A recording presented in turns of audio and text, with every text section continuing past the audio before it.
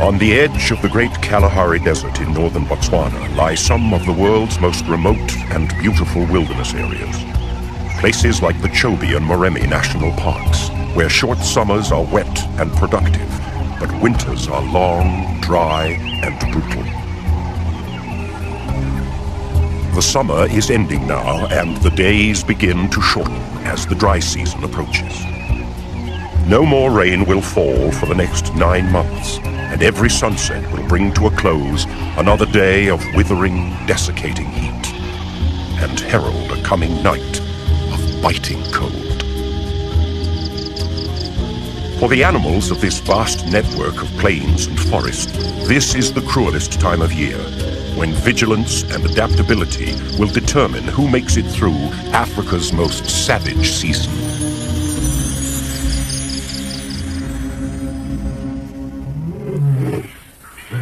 Every day is served up as a test of resilience for each different animal, as water holes dry up and food becomes more and more scarce. Only the toughest individuals of the most resilient species will make it to the other side of this harsh test. Most animals will move away to seek sustenance and water near the mighty rivers of the north. Zebra and buffalo begin to leave as resources dwindle and the hot breath of the dry season begins to wither all before it.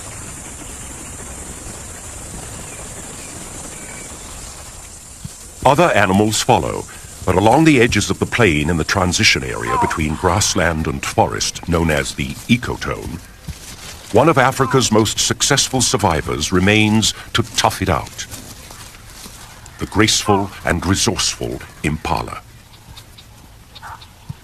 The beauty and seeming frailty of these timid antelopes belies an ability to survive not only the adverse elements, but also a constant and savage onslaught from every predator that shares their world. In March, at the beginning of the dry season, the impala population is gathered in mixed herds, and the shorter day length sets off a switch in the hormonal activity of the males.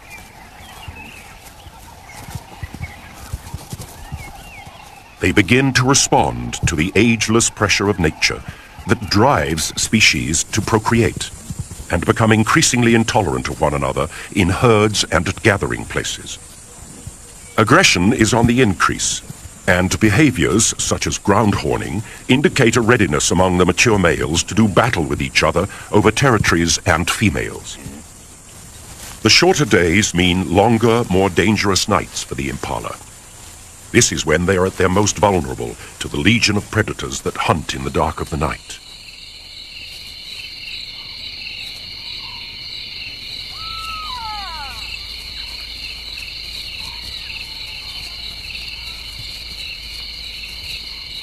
But as the moon becomes full early in the year, it triggers another passage of savagery in the tension-filled life of the impala herd. The yearly ritual known as the rut. The rut is the annual competition for territory and mating rights among the prime males in the population.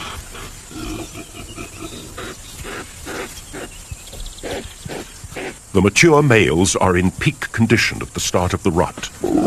Hormonal activity has strengthened neck muscles and thickened skin for protection against horn wounds when fighting.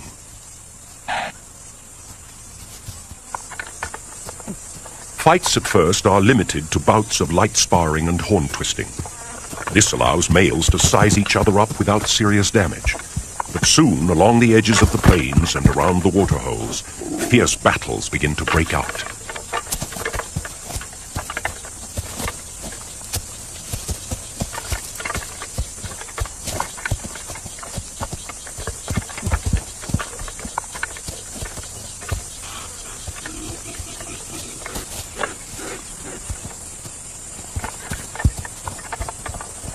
These are normally quickly settled, and the vanquished male surrenders as gracefully as possible. But sometimes the safety line of ritualized combat is crossed, and injury results. Unlike deer, whose antlers are seasonal, antelopes have permanent horns, and once broken, they will never grow back. Males who lose a horn at best will never have an opportunity of breeding, but often this spells a worse fate. Horns broken off at the base can cause an infection in the soft tissue of the head, and a slow and painful demise usually results. In particularly violent exchanges, a male can lose both horns, and then has no way of defending himself against painful stab wounds.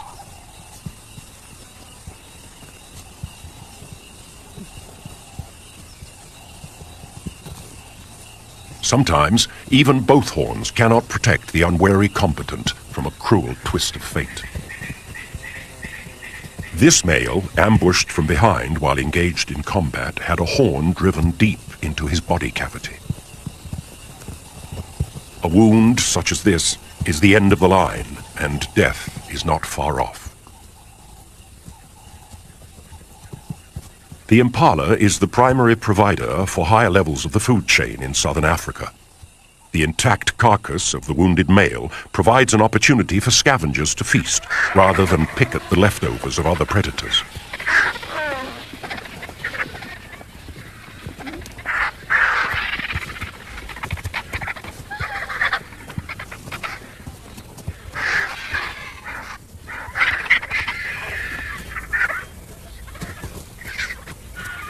This is just the beginning of the violent month of the rut, when the process of natural selection can be seen in action as weaker males are removed from the gene pool.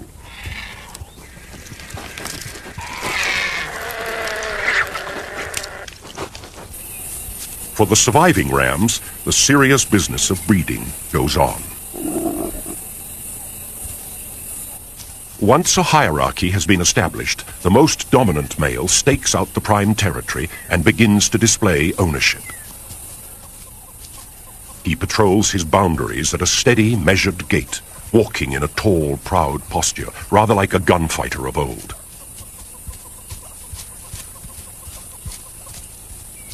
When an intruder is detected, he stops, draws himself up, and stares steadily at whoever is foolish enough to challenge him. Interloping males are chased until they are forced off the territory, usually right into the next dominant male's line of fire.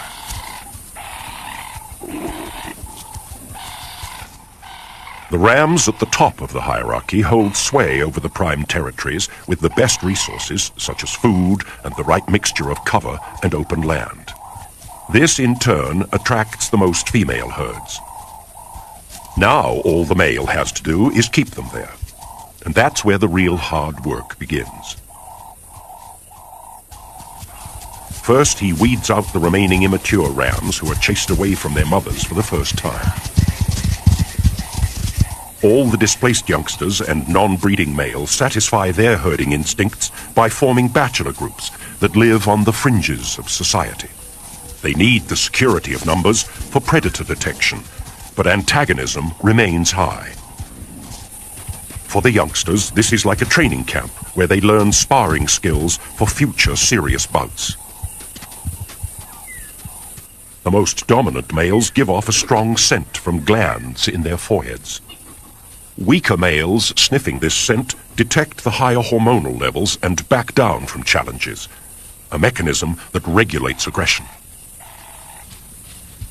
Back in the breeding herd, the male is now using 3 times as much energy as the bachelors.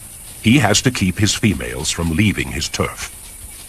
The closer they stay to the center of his territory, the calmer he remains. But as soon as they wander too close to the border, they must be herded back. He chases down the most receptive females, and as a prelude to mating, indicates his intentions by ritualized behaviors such as following and tongue flicking.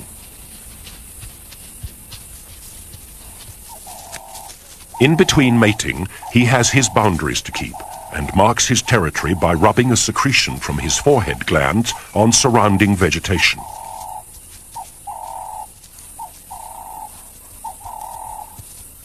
Roaring with neck stretched low is also a territorial advertisement.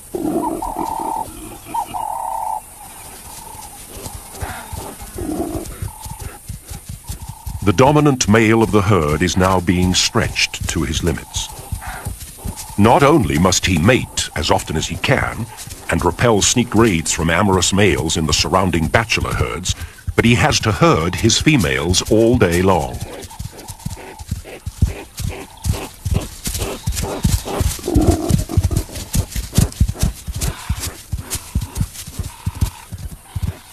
All of this activity begins to wear on the ram, and through the mating season, he can lose 30% of his body weight.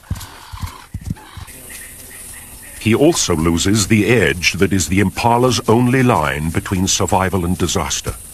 And at this time of year, the predators begin to target the noisy and conspicuous males.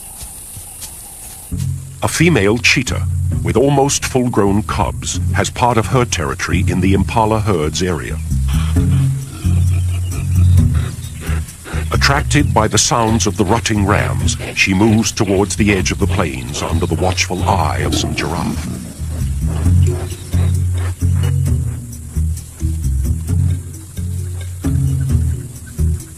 While she uses vantage points on the edge of the plains to spot potential prey, her cubs follow along. At 16 months, they're old enough to become effective hunters and are enthusiastic learners, mimicking all of Mother's moves to learn her skills.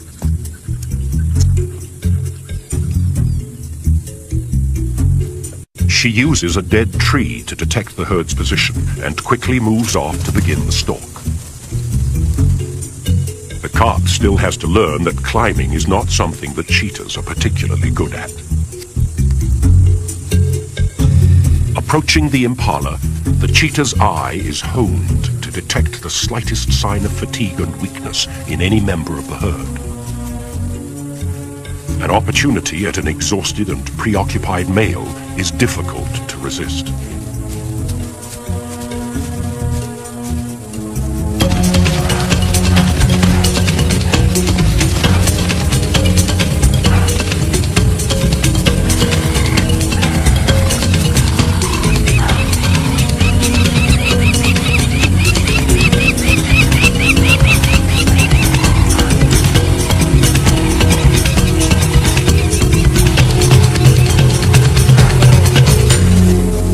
Swift strike of the cheetah catches the male totally by surprise. Weakened by constant physical exertion over the last month, he is much slower off the mark than his harem, who escape and stand a short distance off.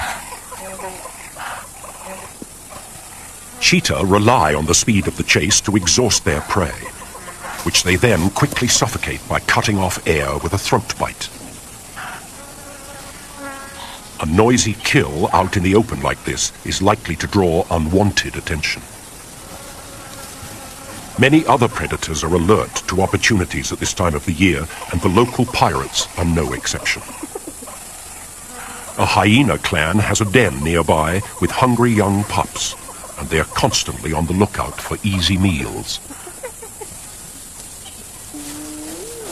The bleats of the ram and the alarm snorts of the herd are exactly the signs that the hyenas wait for, and they are quick to react.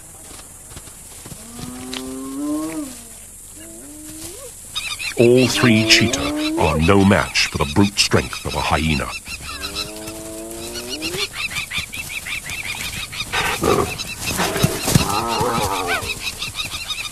They cannot afford the slightest injury. A mere broken toe would throw off their fine-tuning and affect hunting success.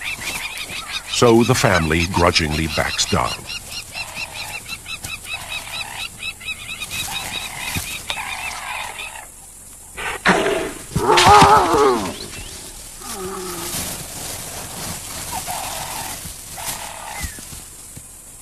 The cheetah move off to watch from a safe distance, as more hyenas begin arriving on the scene.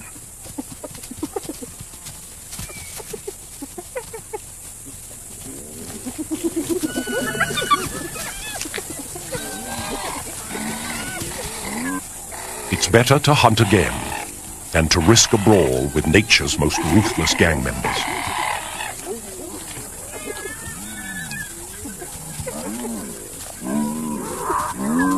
The cheetah's loss, however, is a necessary gain for the hyena clan. Back at a den away from the plains, 3 sets of pups await the arrival of their parents. Each female in the clan gives birth to 2 black pups, who gradually become lighter and spotted after 2 months. There is serious rivalry amongst hyena siblings. What appears to be playful tussling is actually an establishment of dominance between and within each pair of pups. Even as infants, hyenas can turn into deadly killers. Sometimes, while still in the den, the stronger pup will kill its brother or sister to reduce competition for mother's milk.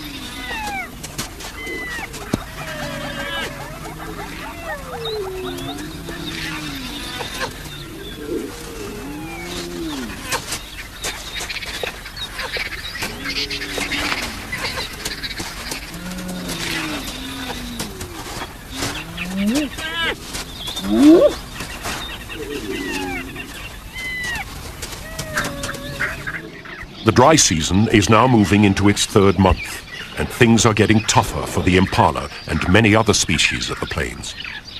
Waterholes and rivers are drying up rapidly. The days are baking hot, and temperatures plummet at night. Winter is the beginning of an easy time for the predators, as animals slowly weaken from lack of nutrition. In the impala herds, the mating season is over, and most of the reproductive females are pregnant. Impalas have a gestation period of 7 months, but the females can extend this if the first rains are late. Unfortunately for them, this puts them under the most nutritional demand through the toughest time of the year. It's no longer the males who are under attack, but the pregnant females that are most vulnerable. And they now come under the closest scrutiny from predators. This lioness would normally not be stalking impala in the heat of the day, but because the females are pregnant and slower, her chances of catching one are good.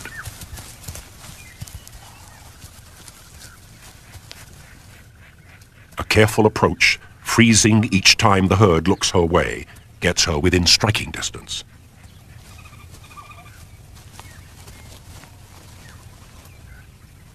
Within a few months it would have been worth an attempt, but for now the impala are probably still too fast, and she lets them go. One of the keys to the impala's success during the savage season is the ability to switch feeding habits. Most other antelope that share habitat with the impalas are specialized in only one form of foraging. The wildebeest, for example, feeds on grasses of a certain height and quality. During the dry months, when that kind of food is no longer available and water is scarce, they move in large numbers away from the degrading grasslands.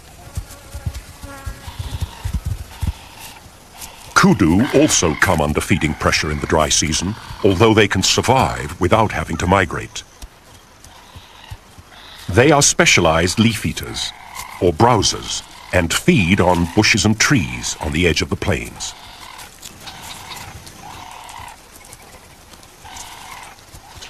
Impala, however, can take advantage of both food sources and switch easily from grazing to browsing.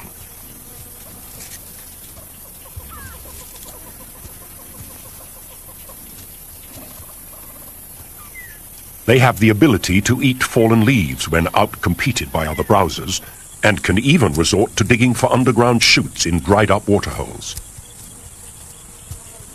It is this flexibility of behavior and the ability to take advantage of every nutritional opportunity that makes the impala one of Africa's toughest competitors.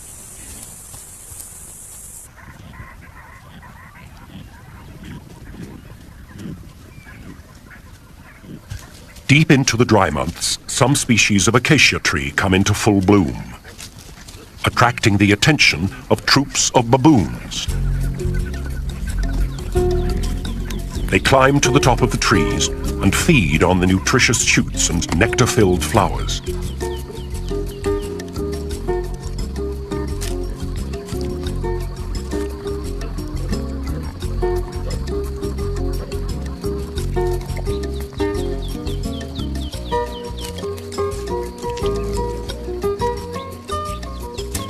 As the troop greedily picks at the blooms, they drop more than they eat.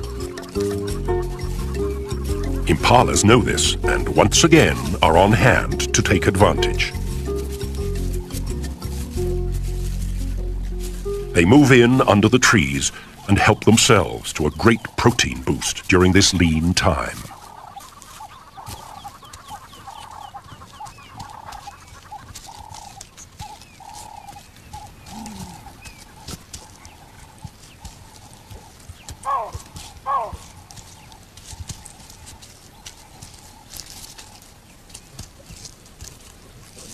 Along with the baboons, there is another hugely successful generalist living in the impala's realm, who's not only able to change feeding behavior, but can change and manipulate the very environment in which it lives. Elephants feed along the ecotone during the dry months, reaching for the foliage they need to fuel their 6-ton bodies.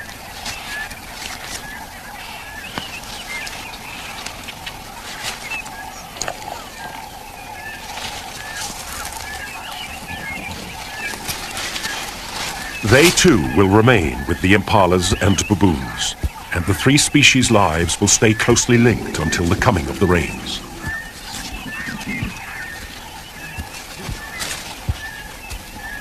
These giants have a fascinating method of harvesting a food source, directly available to no other species: the pods of the camelthorn tree, Acacia albida. With their great strength and size, they could easily tear limbs and pods from the tree or simply push the tree over. Instead, they carefully shake the tree, causing the pods to drop to the ground.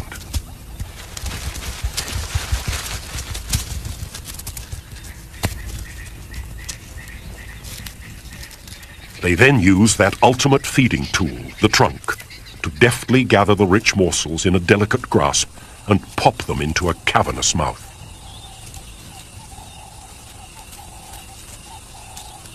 This behavior is remarkable in many ways.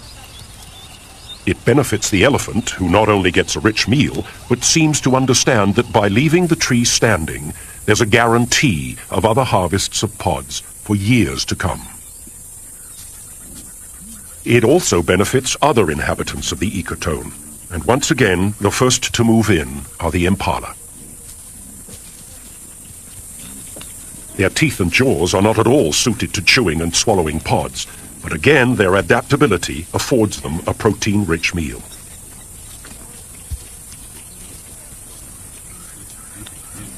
Others also arrive to take part in the feast.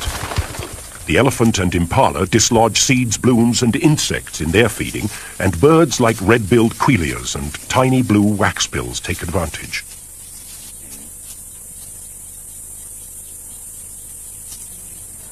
During these harsh times, resourcefulness becomes the key to survival. And again, it's the ability to change feeding behavior that helps individuals make it. This is displayed by an experienced male baboon who's had to survive other harsh winters.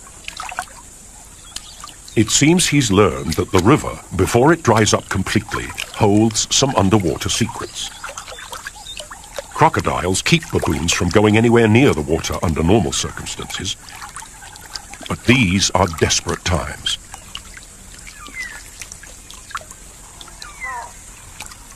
It's hard to understand how a behavior so foreign to this animal could have evolved. But with remarkable skill, he feels for the underground bulb of a water lily and removes it to safety.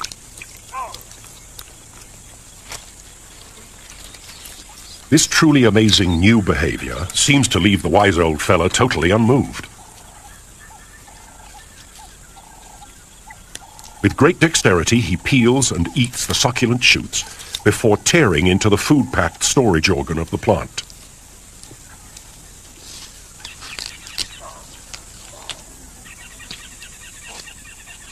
Some animals have the ability to easily relocate to more permanent waterways during the dry months. A resident fish eagle could fly to the nearest permanent river in less than a day. He's a highly specialized hunter of fish and amphibians, with huge talons adapted to the grasping and holding of slippery, wriggling prey. With the drying of the waterways, his continued presence here is somewhat of a mystery. The answer is, once again, in the ability to make a slight change in behavior. An alternative source of food has become available. Thousands of turtle doves fly in from miles around to drink at the last remaining water. All the fish eagle must do is adjust from prey that swims to prey that flies.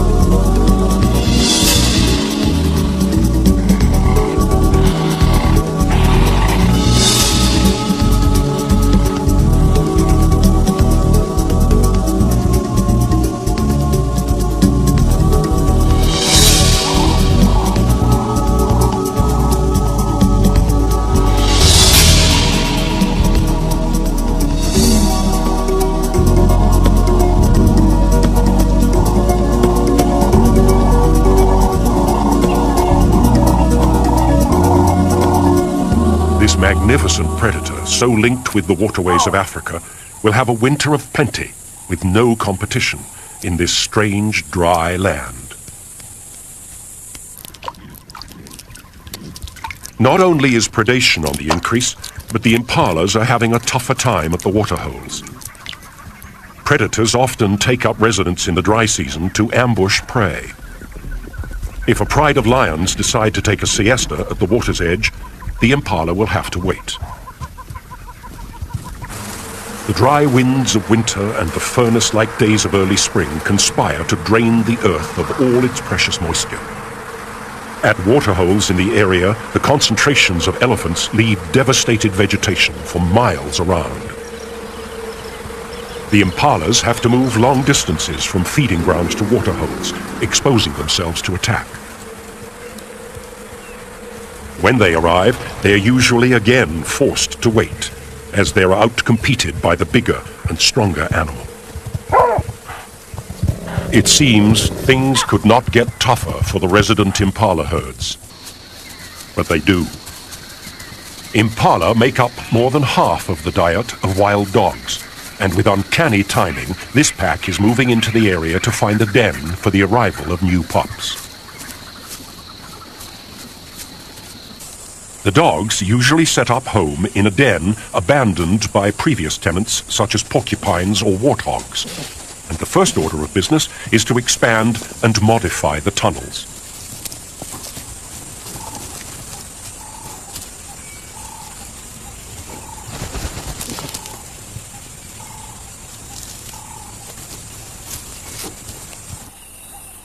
Once the breeding female has given birth to the pups underground, the pack is anchored to the area for at least 3 weeks.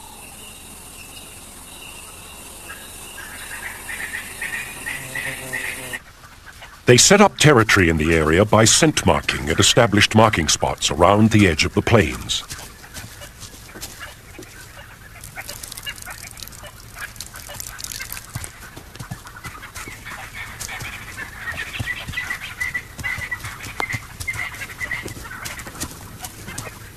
Although they hunt primarily in daylight, they often set off to hunt before dawn, and while they're in the area they work mostly along the ecotone in the territory of the impala. This is Africa's most efficient social predator. Once they have selected a target and stalked close enough, they seldom miss their intended quarry.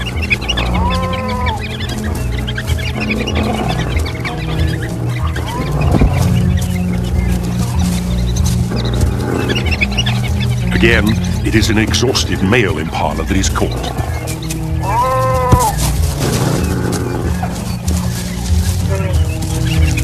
With a method of killing that appears cruel, dogs are much maligned as vicious, unfeeling brutes. But they kill quickly and share the spoils evenly among themselves.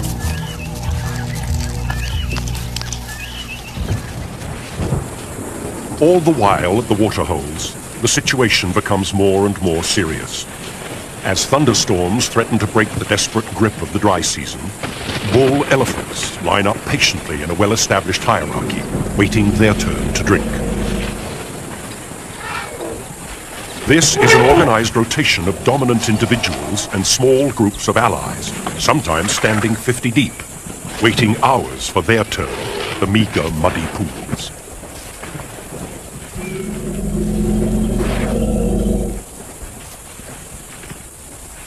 The female herds with their babies are much more anxious about traveling across open areas and drinking at the water holes. This year, the herds are under extra stress. The distances they have to travel daily between feeding grounds and water has been made even greater by a huge fire that has swept through the northern part of Botswana. They are tired and edgy, and there is an undercurrent of thinly suppressed panic in the nervous herds. Quite often, 2 or 3 breeding groups move in together, causing confusion at the waterhole. The old matriarchs and mothers keep their young under careful surveillance, never letting them get more than a trunk length away. They have carried their babies in pregnancy for nearly 2 years, and the bond between mother and calf is so powerful that it will last their entire lives. A young bull calf, barely 2 months old, arrives with the group. His back is freshly caked with mud where his mother has bathed him to prevent sunburn.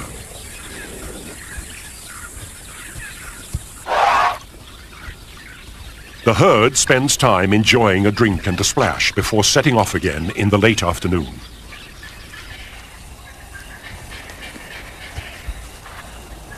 The walk back to the feeding grounds will be challenging, as the hot winds of October blow up a dust storm that will rage through the night.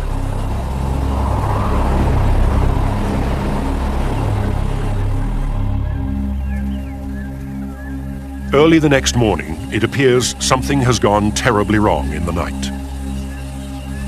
The young calf with the muddy back has somehow become separated from his herd in the dust and darkness, and now he finds himself utterly and desperately alone.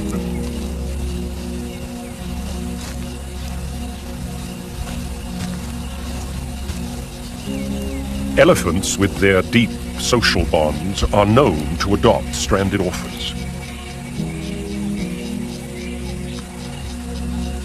If he can attach himself to other elephants or find his own herd very soon, he stands a good chance of survival. The little calf is as helpless and confused as a human infant would be without his mother. It's obvious that he can smell her and the herd in their dung surrounding the pools, and he spends time sniffing at the familiar, comforting smells.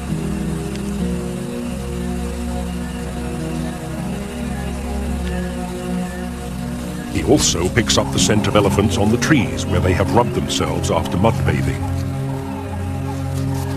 In his confused and panicked state, he leans up against the tree as if it were his mother's leg, trying vainly to draw some comforting, reassuring gesture from an unyielding, inanimate object.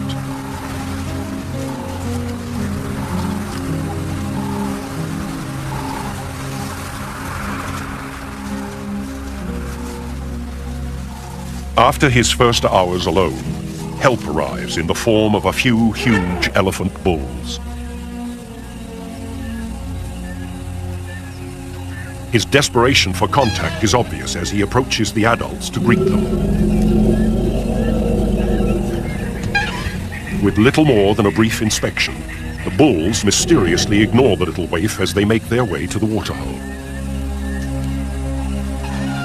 The calf struggles along in their wake, calling frantically for attention.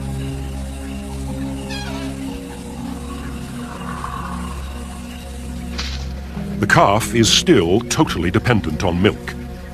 He can't even drink water for himself, and as the temperature steadily rises into the hundreds, he becomes more and more thirsty.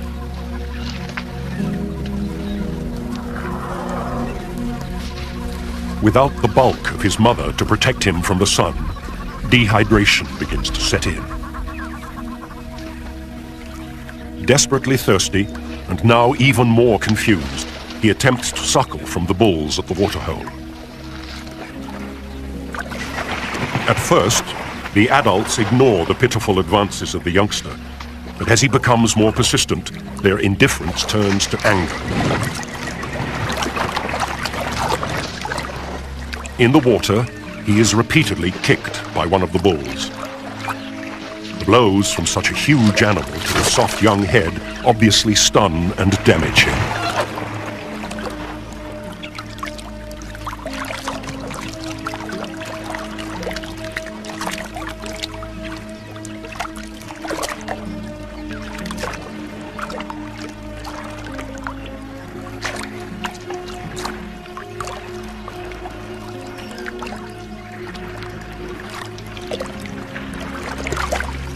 Even after such violent treatment, the urge to be close is too powerful, and he struggles after the adults.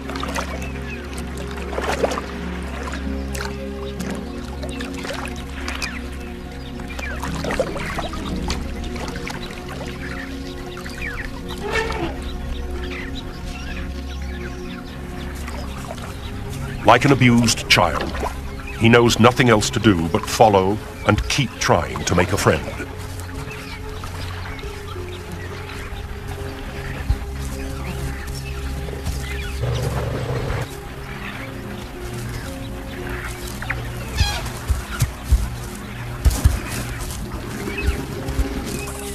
It's midday now and fiercely hot. The temperature in the sun is over 120 degrees, and the bulls have retreated to the sparse shade of some nearby trees. The orphan continues desperately to seek attention and comfort, but is continually rejected.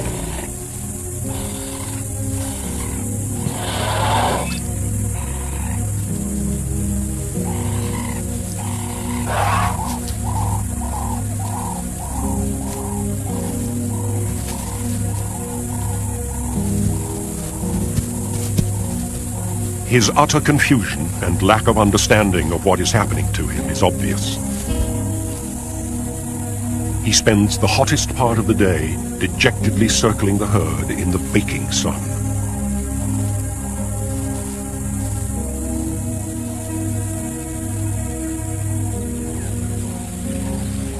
As the bulls start to leave in the afternoon, the tiny stray tries to follow, and the rejections begin to get more violent.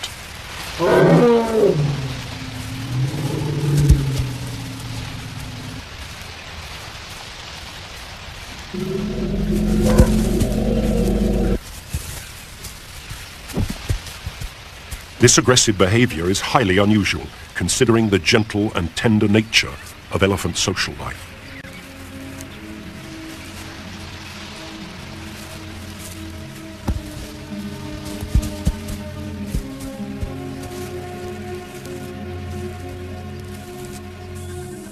The calf retires to a small grove of trees, where he stands shivering and twitching in what appears to be a state of complete nervous collapse.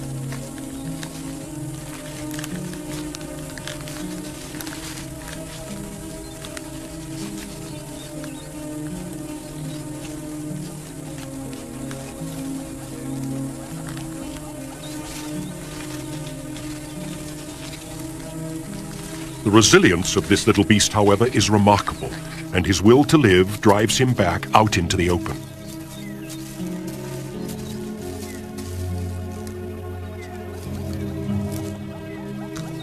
He once again attempts to suckle, this time on a tree, before heading back to the waterhole.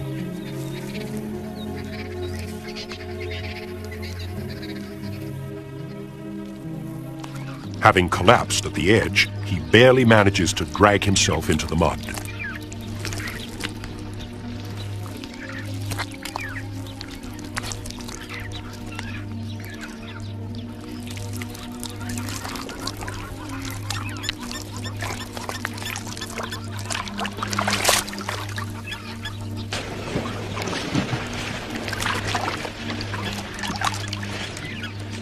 At last it seems there is real hope when a herd of cows with a young calf his age suddenly arrives to drink. As he persists in getting close to the herd's own calf, the reaction of the females is shocking. This would be the ideal group to adopt the stray. With young calves of their own, the females are lactating and their overpowering maternal instinct should be stimulated by the calf. But instead, he is once again violently rejected.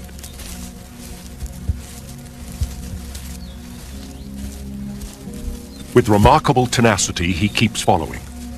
But now, the matriarch has had enough, and this time actually tries to kill the bewildered baby.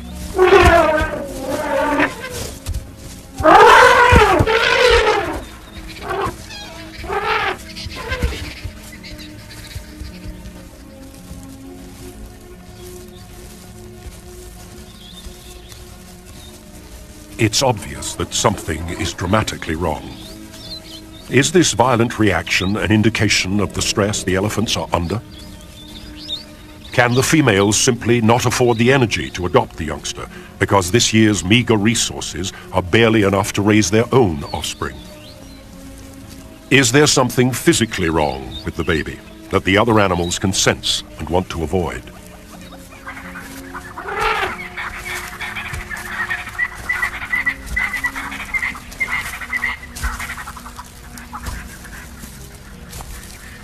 Whatever the answer, time is running out now.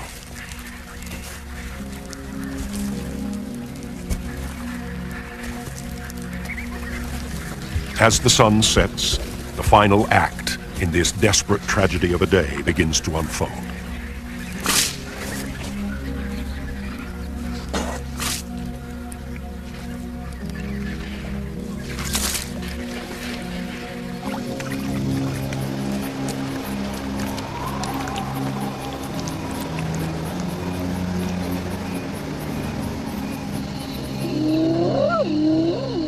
Under the very eyes of bulls who would normally savagely defend a calf, the executioners of the night move in.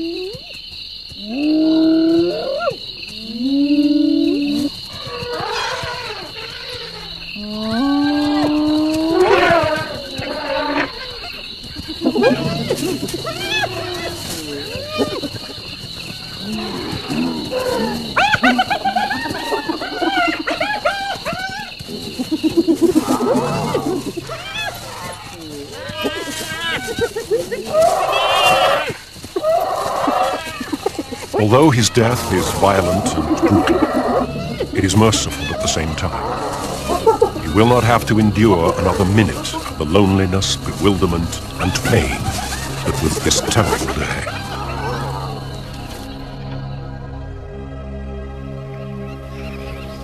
Dawn at the waterhole shows no evidence of the previous day's events. Life in Africa goes on with a ceaseless, uninterrupted rhythm. Every event has its place and fits seamlessly into the flow of days and nights.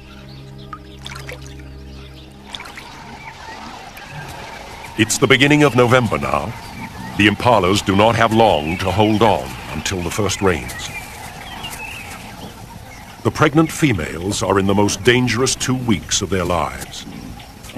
Sunken flesh around pelvic bones and protruding ribs are the only indicators of their poor condition. They are alert because predators know that the time is never better to catch these normally elusive antelope.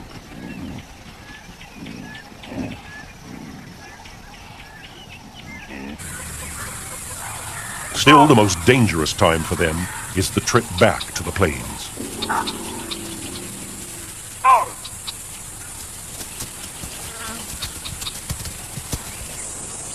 The female cheetah has spent the whole winter preying on impala, and with her cubs almost fully grown, is having to hunt every day.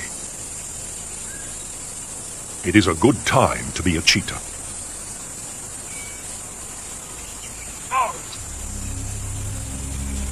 Through the season, the cheetahs have lost over 70% of their kills to the hyena, so the female has changed her behavior.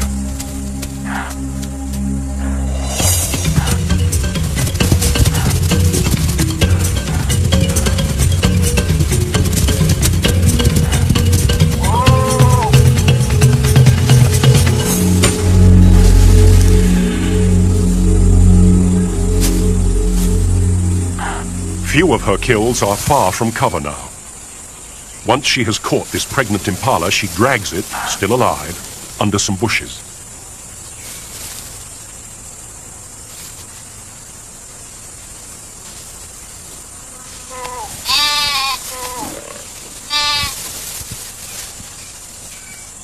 The cubs are learning to kill, but the noise may attract the hyenas again, so she swiftly dispatches it. Every day now is critical. The rains are almost here. Female impalas have the incredible ability to delay giving birth for up to 2 weeks. They then produce all the lambs in the herd within a few days of each other, providing safety in numbers. Invariably, though, females who mated first in the season can't hold on, and there are early arrivals. The hunters of the plains know that these youngsters represent an easy meal. With pups of their own to feed, the wild dogs are targeting the babies. Once the herd is panicked, the babies are on their own. It's just a matter of running them down. This dog displays the skill of a seasoned hunter by keeping the baby running in circles, cutting off its escape at every turn.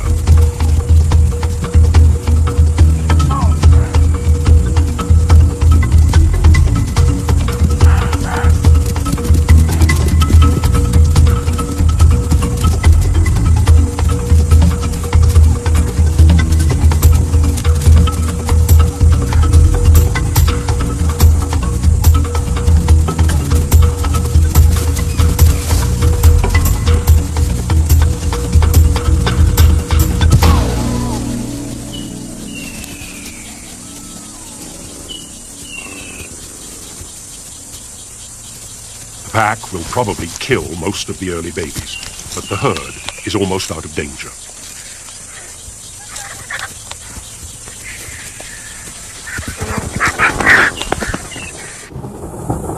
Localized storms are now releasing rain only miles away, and the big thunderstorms, bringing the season's first heavy downpours, are starting to roll in.